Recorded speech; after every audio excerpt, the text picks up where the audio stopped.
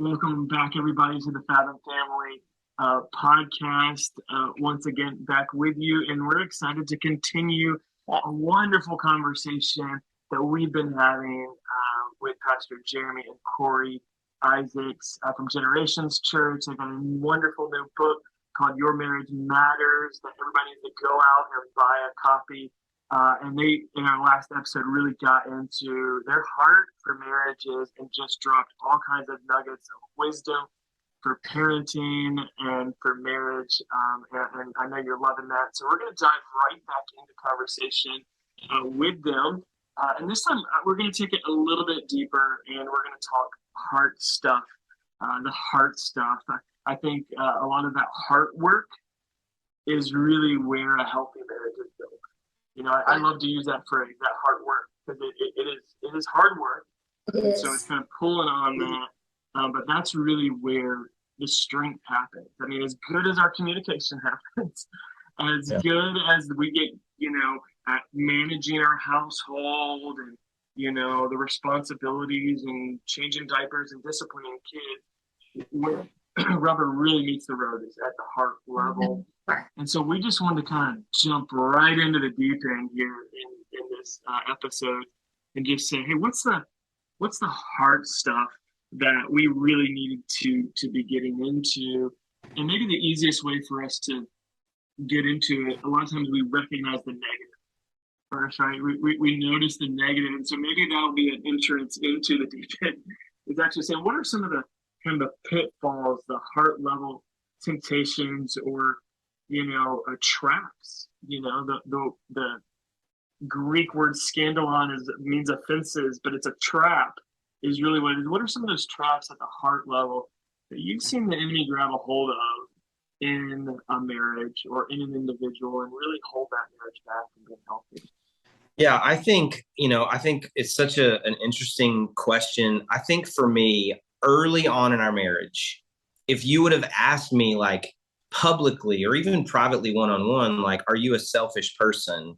Like, I would have said absolutely not, because I was able to do all the outward stuff that signified that I was thinking of Corrie or considering Corrie above myself or even other people, the other friendships and family relationships. But ultimately, like, some of the sinful decisions before we got married and even early into our marriage of like really wrestling some things down came out of a selfish heart. They came out of like considering only myself and considering like the things that I wanted or that I felt like I needed. And so ultimately, like, going all the way back into my childhood now, like, I see that some of those patterns of thinking and behavior, and really the patterns of the heart, just staying on theme, like, they just were never broken. And that's not because the Lord couldn't do it. It's because I really never gave him permission to do it. And unfortunately, or fortunately, some of those things required like really hard conversations. Some of those things really required like making really bad decisions or really wrestling down through just conversation with Corrie, and that like getting to the heart of those motivating factors in me, like to say, no, I've got to cleanse my heart of those things by acknowledging that they exist. Like, part of the first steps for me was just acknowledging some of those realities, that I was selfish, or I was giving into certain temptations and certain things because like I just wasn't willing to publicly admit or even really privately admit that that was a problem, or that those were patterns of behavior and thinking in my mind. And so I think to ultimately just kind of say like, hey, this is something that I should admit, I should confess to the Lord and to my wife.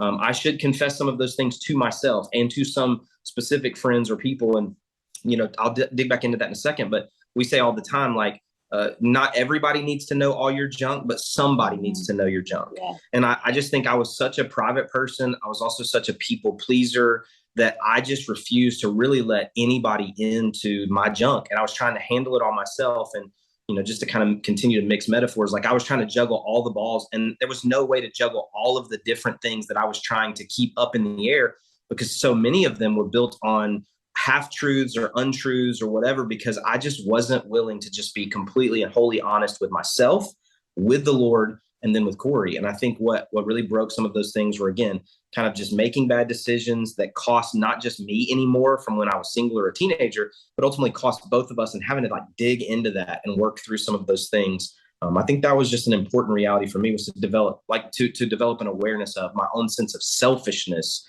and how to process that with the Lord, and then with my wife. Yeah.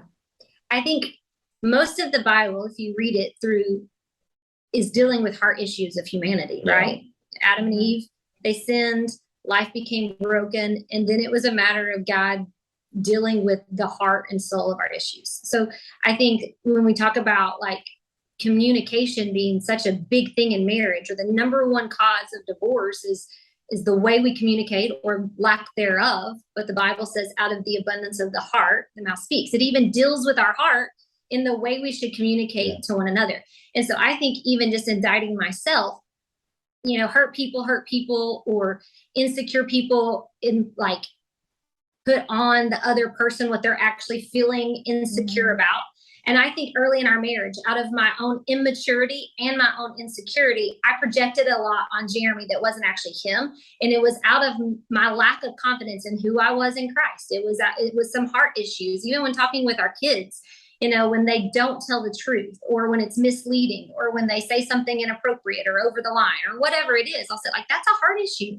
Like, are you reading your Bible enough? Are you praying enough? We shouldn't speak that way. That shouldn't even be a thought. Like, those are heart issues. And so I do think so much of marriage, they're heart issues. So much of what we deal with in humanity are heart issues. And so I think if we take the time to do exactly what Jeremy said, Lord, like all those places of my heart that don't reflect you, help me, reveal them to me. Or when I react, even with our spouse, if I react in a way, help it to reveal something to me, like, okay, all right, I caught it. Like, there it is. That's a heart issue, that it's coming from this place. Yeah. I think, so much, I was going to finish the thought. I think so much of the word like intimacy, cultures try to just make that 100% about sex. And that obviously is a huge part of intimacy, but it's not the only kind of intimacy. And I remember as a teenager hearing my pastor say that intimacy is a self-defining word, and it means into me, see. Like, you get access to all of me. You get my heart, my mind, and my physical body, and my emotional stability and health. And I think in our marriage, whenever there has been a conflict or an issue, it's because Corrie didn't have access to all of me. Like, I was shielding her from some things, or I was hiding some things, or I was being dishonest about certain aspects of things, or in her, what she just described, like those insecurities or whatever, she was projecting or pushing those things on. So I wasn't actually getting to her, because anytime I dig in, it would kind of come back on me. And so I think for both of us, that idea of intimacy was actually like not giving our spouse access to who we are. And this is probably a couple months ago now, Corrie just asked me one night, she said, "Where are you?" She was like, what, like, there's something missing. There's something wrong. There's something.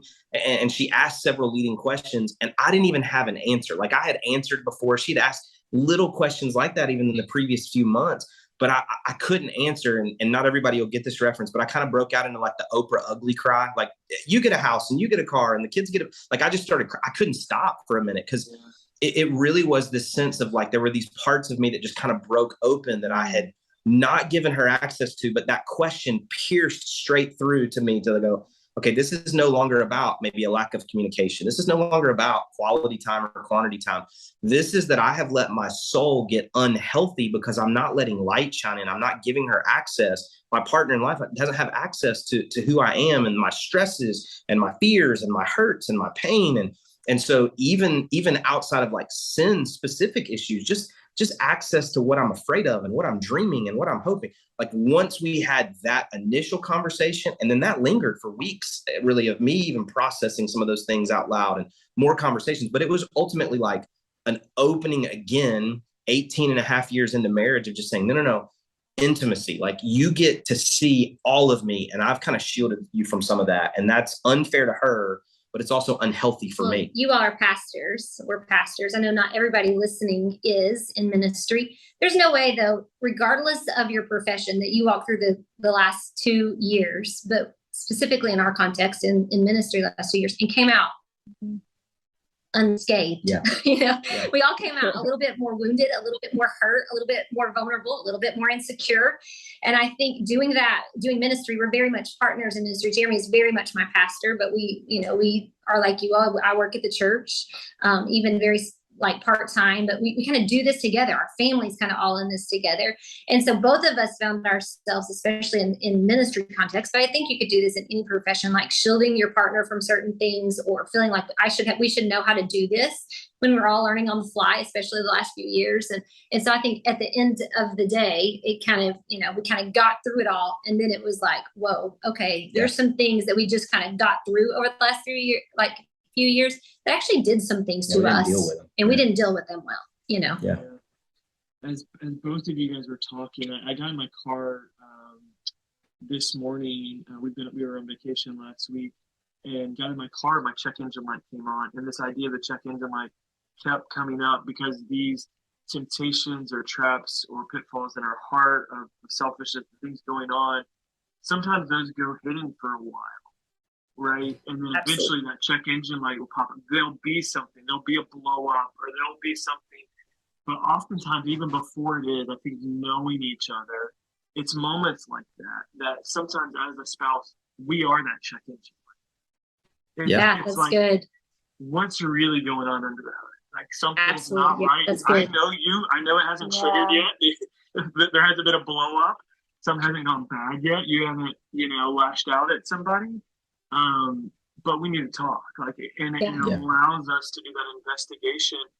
And most of the time what that does, it's a diffusing of above that will go off at some point. And so it's super important. And so just the idea of being the check engine light for one another, to go in and do that heart work, because those are those kind of landmines, those traps, beneath the surface, waiting for just a bad day.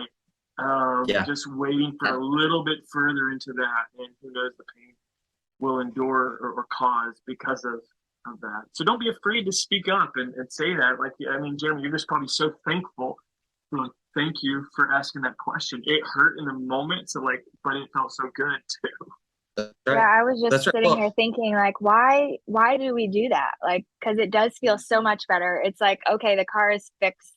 We can go to the next season or wherever you're going. But why do we shield our hearts so much? Because there is breakthrough that you personally find. But I don't know if there's just this fear of, I don't even know. What do y'all think? Fear is the first word that comes to my mind. What else would y'all say? Why? Yeah, I think definitely fear. I think that's a huge part of it. Just going back, if I just take literally, when my check engine light comes on, I assume the worst. I assume it's going to be very costly. I assume it's going to take a long time to fix. It's going to cost me a lot of money. And so I'm actually assuming some things that I have no facts to back up. And so I think in those kinds of relational contexts, I'm like, oh, well, that's going to take a long time. We don't have a long time. The kids have 3 practices tonight. We got to make dinner and there's homework. It's we don't really have time to have that long a conversation.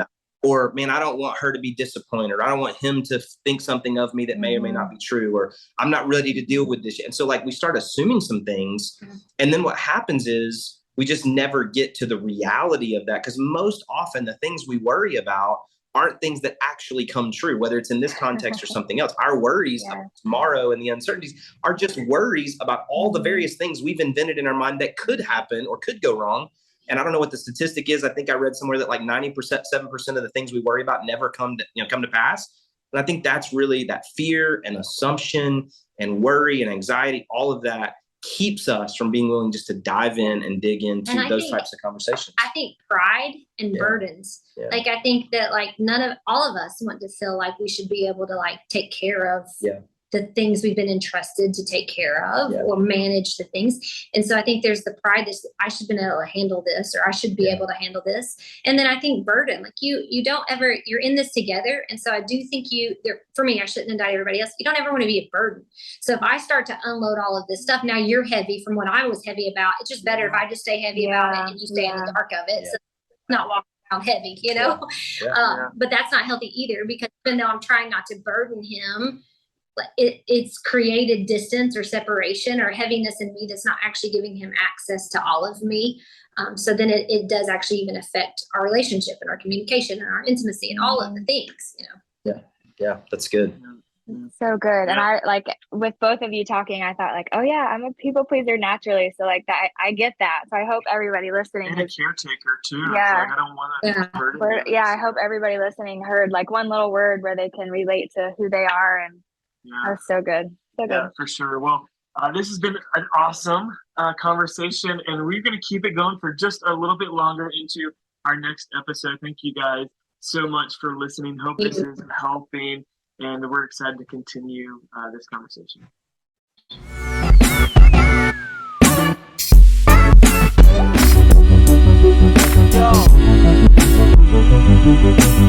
Yo.